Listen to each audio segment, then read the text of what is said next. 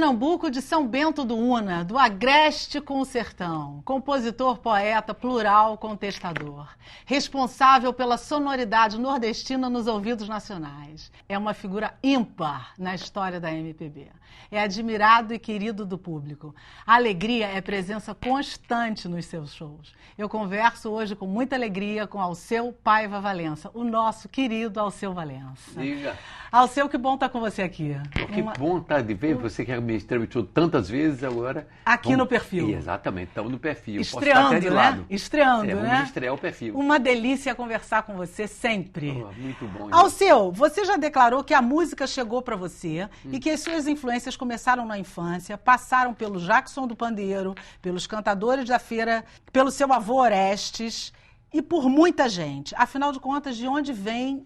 Onde é que começa o Alceu que largou o jornalismo, que largou o direito para ser cantor e compositor? Bem, eu volto atrás e digo assim, começou na minha cidade de São Bento do Una, no Cine Rex, onde eu com 4 anos subi numa cadeira para poder cantar, que a minha tia, o rapaz que fazia um festival para crianças, cujo prêmio era uma caixa de sabonete, perguntou se ela conhecia alguém. Ele disse, o filho de Adelmo, que sou eu, né?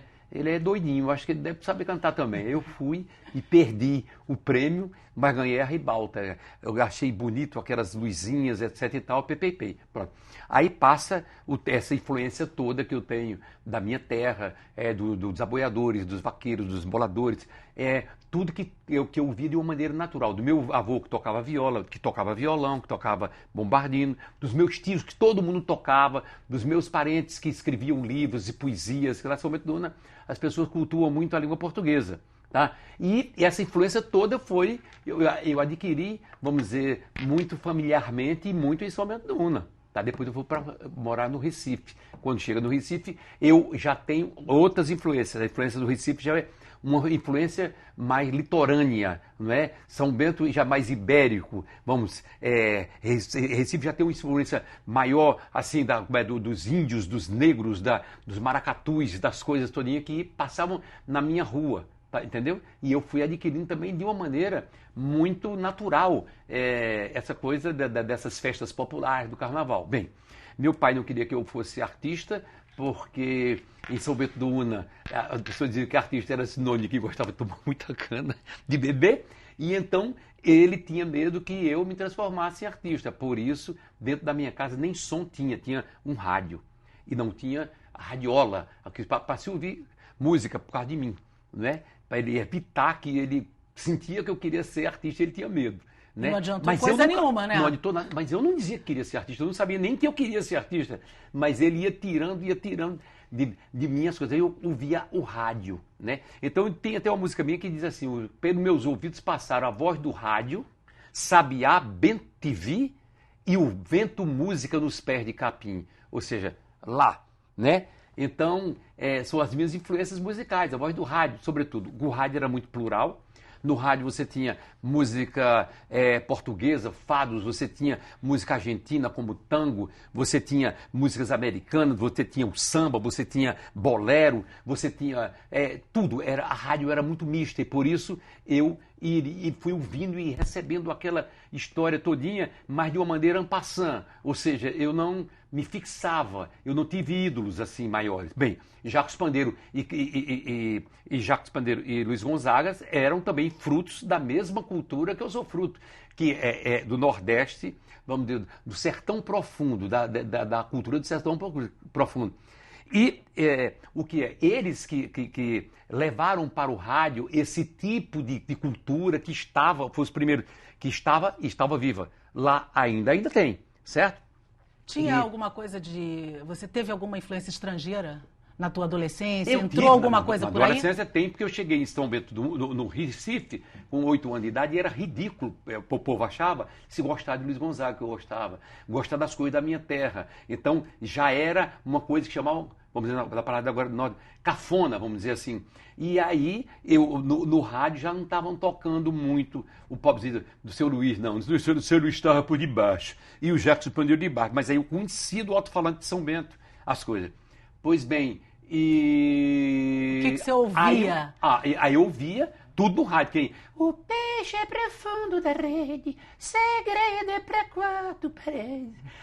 Boemia, aqui me tens de regresso, e suplicante eu te peço. Aí, Conceição, eu me lembro muito bem.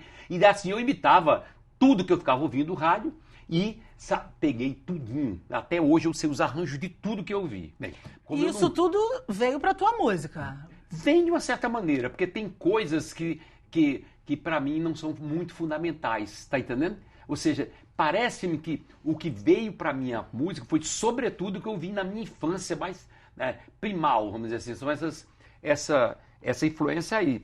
Agora, essa outra coisa, ela vem passando. Eu não tenho essa relação digamos, com samba-canção que eu estou te narrando aqui. Aí eu via também no rádio.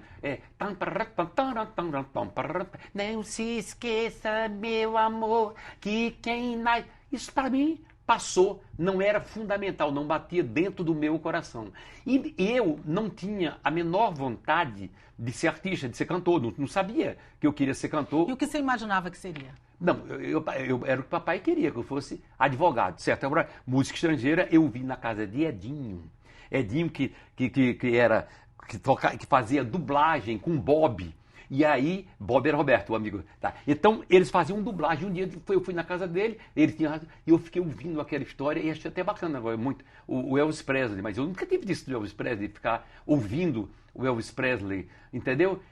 Então, eu fui dessa maneira, fui ouvindo as coisas de uma maneira hipernatural, assim, e tal. Depois veio a televisão. E dentro da televisão eu vi os programas de televisão, né? Não é? Do Chacrinha, de tudo, né?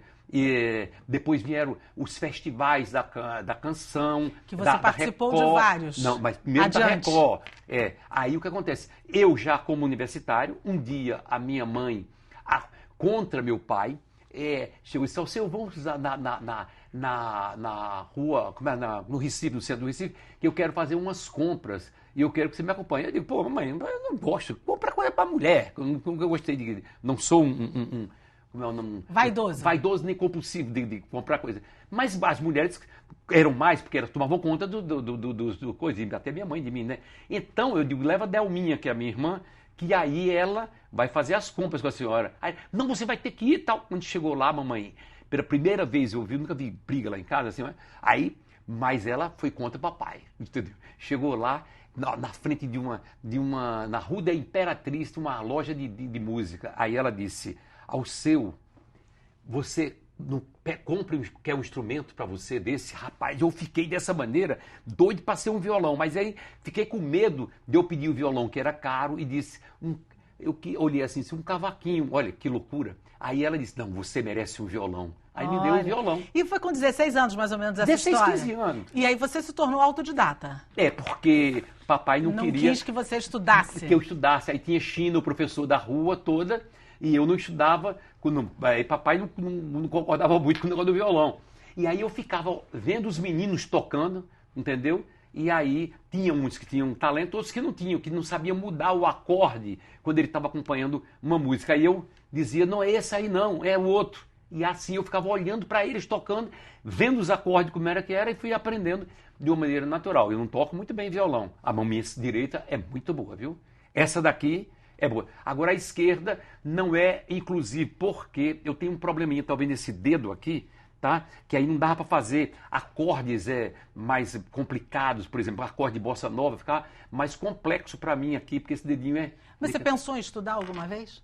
Estudar violão, seriamente? Não, eu pensei em estudar com China. Mas com China, mas o China, papai não deixou que eu...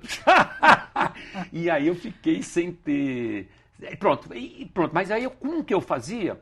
Eu iria tocando. Enquanto eles tocavam Diana, eu tocava as coisas do meu sertão, ia fazendo música e tal. Até que chegou... Qual foi a tua primeira composição, você lembra? Com o meu tio Rinaldo. Tio Rinaldo tocava muito bem violão, e tinha voltado de Brasília e trouxe um choro que ele tinha feito lá. E eu estava em casa, ele almoçava lá em casa sempre, e então tio Rinaldo lá pegou o violão meu e começou a tocar. Tocava muito bem. E aí mostrou o choro dele que era Candango Sofredor. E eu saí assim, escrevendo, entendeu? No meu chorinho vou cantar toda a ternura e a desventura desse amor que o tempo veio e que passou. Para assim cantar, peço ao amigo um cavaquinho, estou sozinho e peço por amor. Já possuindo meu chorinho, amizade, sei que é maldade ele contar do meu tormento. Choro num quadrado, choro sincopado, lá na imitação do tempo da canção. Meu compasso é pequeno, a cada passo me atormento, quase de início tenho em finalizar. E aí, nesse momento, um primo meu tinha me dado outro violão, chamado Clave. E aí nasceu a filha dele, Isabela. Aí eu homenageei. Se Isabela compreendesse como é grande a minha dor. Só que Isabela era uma nenê, entendeu? Não uma sabia bebê. de nada. Não sabia de nada. Aí eu comecei a compor e fui fazendo assim. Foi direto o que eu fiz. Aí ele disse, Alceu, cuidado para não virar como é o nome?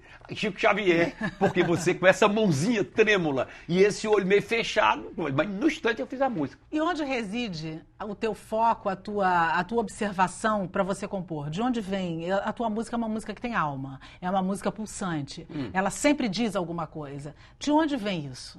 Da minha alma, da minha pulsação, do meu coração, da minha inspiração, não é?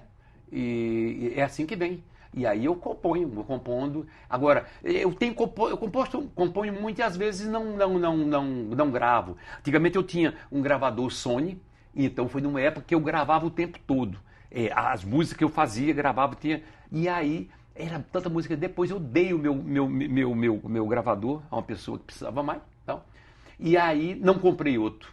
E aí só me acostumava com aquele tal daquele Sony. Hoje eu tenho não o Sony, mas o iPhone, mas o iPhone é tão fácil que às vezes eu não gravo o que eu estou fazendo. Às vezes gravo, às vezes Por exemplo, tem pessoas que podem estar perto de mim e dizer que tá bom, e aí eu posso até continuar. Teve um dia que eu estava fazendo a música Anunciação, e aí eu estava com uma flauta tocando só a música, entendeu? E tinha uma namorada minha que salvou a música, porque eu ia esquecer. Disse, você é tão bonito. Eu digo, o quê? Essa música está fazendo.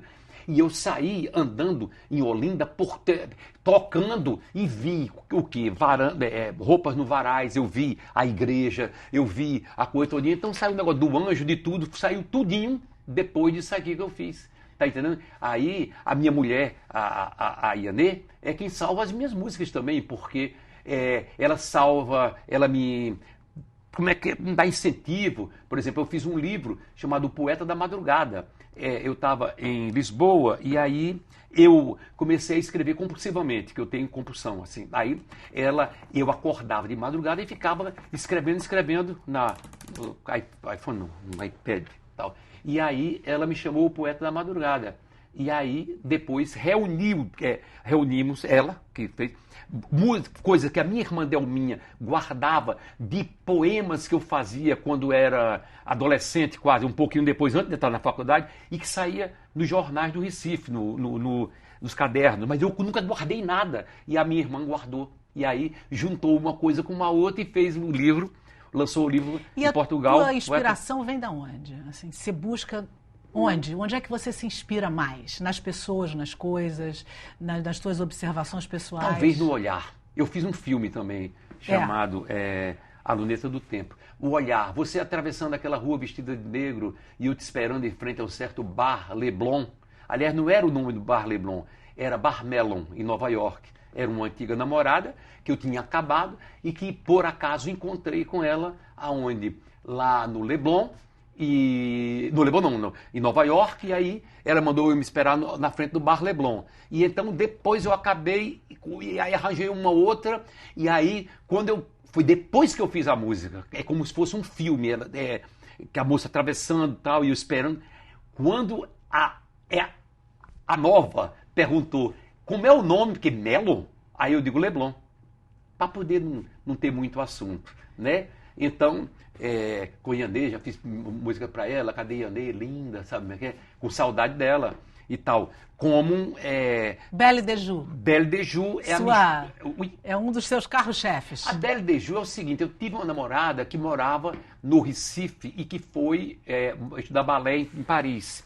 E aí, a gente teve que acabar, né? Claro, foi para Paris e tal. E anos depois, eu fui para fazer um festival chamado Couleur de Brasil, lá em Paris, que estava o Caetano, estava o Gil, estava Milton, estava Luiz Gonzaga, estava Elba Ramalho, que o Brasil estava tomando conta da cena musical no mundo, ia tomar mesmo. Não sei porque não foi adiante, até por falta de incentivo da burrice que estabelece, que às vezes você tem que investir em determinado coisa para poder mostrar o Brasil bacana, que claro. foi depois da ditadura, era mostrar o Brasil, o que era o Brasil. E isso você iria ter turismo, tudo, tá.